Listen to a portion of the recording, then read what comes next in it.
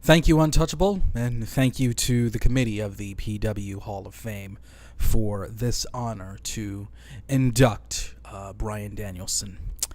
I want you all to take a second and think about the last decade of professional wrestling, the last 10 years. Go ahead and go back to 2006, and now look at today. So much has changed. You're watching the Cruiserweight Classic and you hear derogatory comments about flips and vanilla midgets. And nowadays, they're relegated to the trolls and the tiniest of minorities amongst wrestling fans today. There are certain wrestlers that are intertwined with certain periods of history in professional wrestling. Hulk Hogan's Rockin' Wrestling, along with Ric Flair's kiss-stealin', wheelin'-dealin' days as the NWA's World's Heavyweight Wrestling Champion that defined the over-the-top excess of the 80s. Stone Cold Steve Austin's one-man war against anybody in a suit, coupled with the NWO's ruination of all good things in the good old boy WCW, defining the anti-authoritarianism of the 1990s. Often seen as wrestling's silver age. The early 2000s saw an attempt by WWE to create an era of their own. Ruthless aggression. And sure, if you lived in their universe and didn't venture anywhere else for your wrestling, it probably worked. But for the rest of us, a different movement had begun. The independent movement. As WCW and ECW folded and the NWA was still kind of derping around with Wednesday night pay-per-views in Nashville, some wrestling companies opted to think differently, to try and be different, to offer a genuine alternative to the almost synthetic sheen of sports entertainment. And by 2006, one guy defined that independent spirit more than any other. He was more than just a Ring of Honor world champion. He was more than just the best in the world 10 years before CM Punk had it on a t-shirt. He was the man that showed wrestling enthusiasts everywhere that yes, you can make it. Yes, you can be independent.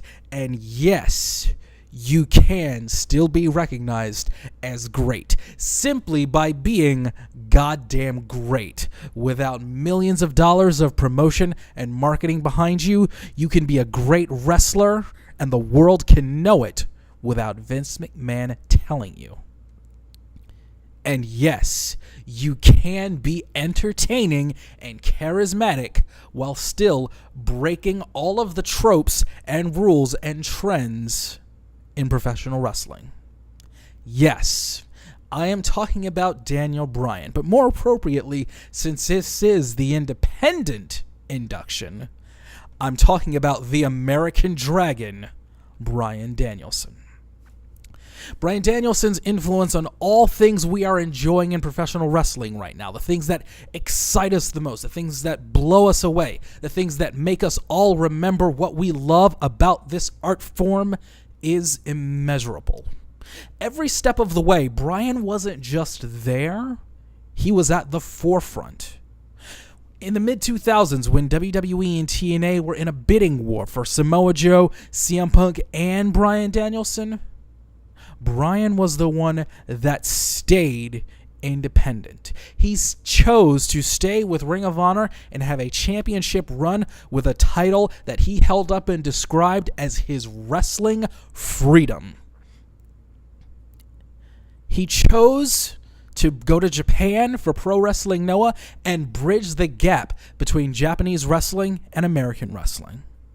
He chose to help introduce American wrestling fans to many Japanese wrestlers, including the man we now know as Hideo Itami.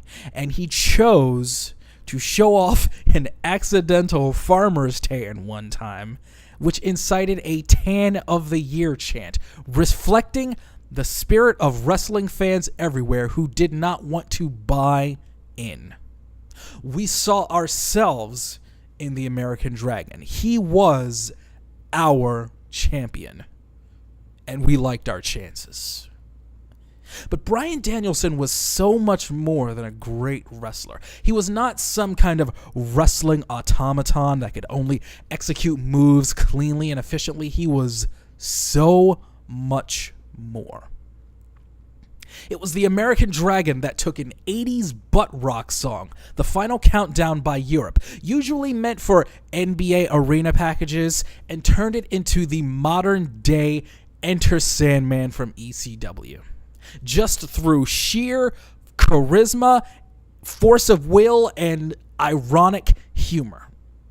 He was the first man that created an ironic chant where in a squash match where his opponent had him in a sleeper hold, the crowd started doing a very sarcastic "please don't chant, please don't tap" chant, and he went right along with it, doing the classic pro wrestling desperate reach for the ropes, but it was all for a laugh, and only the American Dragon could pull that off. Through understanding and knowing and working an audience like nobody else on the independents could. He inspired wrestling fans to throw ties instead of the time-honored tradition of streamers on his brief return to the independents, simply as a celebration and a rebellious yell against WWE for letting him go. And even today, he defends the likes of the former Jon Moxley, as he calls the Brock Lesnars of the world, lazy. Because guys like Bryan Danielson have been through what Dean Ambrose has been through, and has seen what he's been through, and has watched every step right along with us. He gets just as excited for the Kota Ibushis and the Cedric Alexanders and the Zack Sabre Jr.'s and so many others in the Cruiserweight Classic. Not just as a lover of wrestling, but a man who has sparred with so many of these competitors, including his former tag team partner and training buddy, the now redeemed Brian Kendrick. And for all of us that were there every step of the journey of the American Dragon, we know.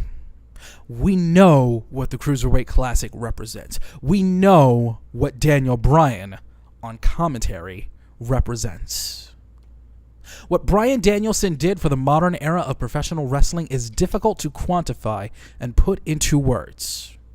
Athletic ability, technical skill, personality, and sheer determination in the face of an often myopic and backwards wrestling business. All of these things, including the ability to not just get diehard wrestling fans, but an entire movement behind him. The spirit of the American Dragon would not be denied. Ask Seth Rollins. Ask Cesaro.